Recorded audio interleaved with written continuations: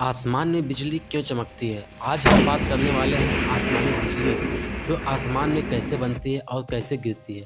अक्सर बारिश के समय काले बादलों के बीच में हमें प्रकाश की तेज चमक दिखाई देती है। यूँ तो बिजलियाँ अंधेरे में चमकती हुई बहुत सुंदर और रोमांचक दिखाई देती है, लेकिन जब यह धरती पर पहुँचती है तो जान मान की हानि भी होती है। बिजली का कड़कना एक प्राकृतिक घटना है, जिसकी प्रचंडता प्राकृतिक आपदा की श्रेणी में रखी गई है। आप यकीन नहीं करोगे, प्रतिवर्ष ये आसमानी कहर 24,000 से ज़्यादा लोगों की मौत की जिम्मेदार होती है। आसमानी बिजली के दौरान वित्तीय आवेश का तापमान सूर्य की सतह तापमान से लगभग 4 गुना अधिक हो जाता है। एक आसमानी बिजली में इतनी उत्पन्न होती है कि जिससे 3 महीने तक 100 वाट का बल्ब जलाया जा सकता है। इतना ही नहीं, आसमानी बिजली में इतनी ऊर्जा होती है कि एक बार 1,60,000 ब्रेड के टुकड़े को सेके जा सकते हैं। आकाश से गिरने वाली बिजली लगभग 4 से 5 किलोमीटर लंबी होती है। इसकी फ्लैश 1 या 2 इंच चौड़ी होती है। इसमें 10 करोड़ वाट के साथ 10,000 एम्पीयर का करंट होता है। पूरे विश्व में प्रतिदिन 8,64,000 घटनाएं बिजली चमकने से घटित होती है। अब प्रश्न ये खड़ा होता है, ये बिजली आखिर बनती कैसे है और क्यों गिरती है? मतलब आसमान में ऐसा क्या होता है जिससे बिजली उत्पन्न होती है? वहाँ कोई जनरेटर तो लगा नहीं होगा जो आसमानी बिजली को बनाएगा। फिर आखिर आसमान में बिजली कैसे बनती है? इसका बहुत आसान सी जवाब है। जैसा कि आप जानते हैं, बादल पानी से गर्म होकर वाष्पित होकर ऊपर जाकर ठंडा होने लगती है। ऊपर जाने के बाद ये बादल इतना ठंडा हो जाता है कि ये छोटे छोटे बर्फ टुकड़े में बदल जाते हैं।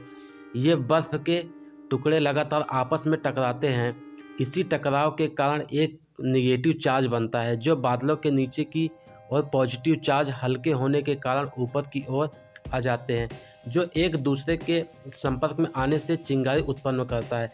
जैसे जब ठंडी में कंबल के अंदर हाथ रगड़ते से जो भी चिंगारी उत्पन्न होती है, ठीक उसी तरह उत्पन्न होता है, पर यह बड़े प्रमाण होते हैं।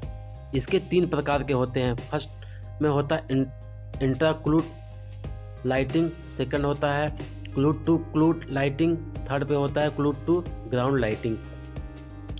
तो इंटरक्लूड लाइटिंग यही कि एक ही बादल में बिजली का चमकना बादलों के बीच पॉजिटिव चार्ज ऊपर की ओर होता है, नेगेटिव चार्ज जो कि नीचे की ओर होता है। जब आपस में टकराते हैं तब बिजली चमकती और लेकिन इस प्रक्रिया आवाज़ नहीं होती। फिर आता है cloud to ground lighting.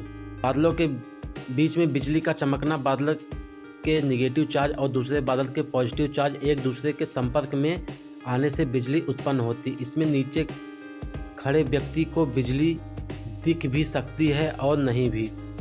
Clued to cloud lighting, बादल और ज़मीन के बीच बादलों का चमकना, साधारण भाषा में बिजली का गिरना भी कहते हैं। इसमें होता यह है कि बादलों के अंदर का नेगेटिव चार्ज ज़मीन पर पॉजिटिव चार्ज की तरह आकर्षित होकर लाइटिंग बनता है।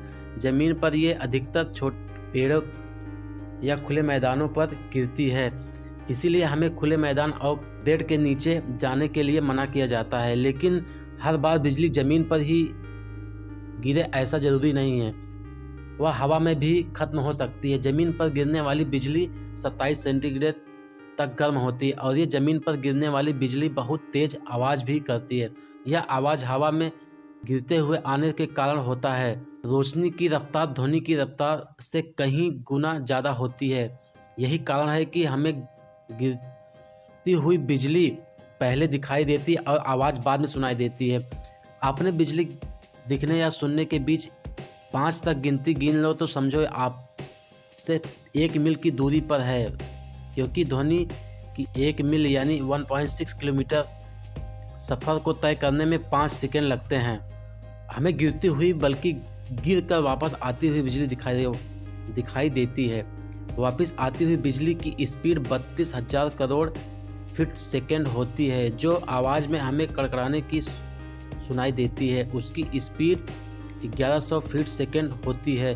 इसके गिरने और उड़ने का काम 0.0002 सेकंड के अंदर होता है। कई बार आपने तो गिरते बिजली तो देखी होगी, लेकिन आवाज़ नहीं सुना होगा, क्योंकि आसमानी बिजली 100 मील्स की दूरी से ही भी देखी जा सकती है। जब भी आवाज़ सिर्फ 12 मील की दूर तक सुनाई देती है। जो आप बिजली गिरने और चमकने के बारे में जान ही गए हो। ये वीडियो बस इतना ही।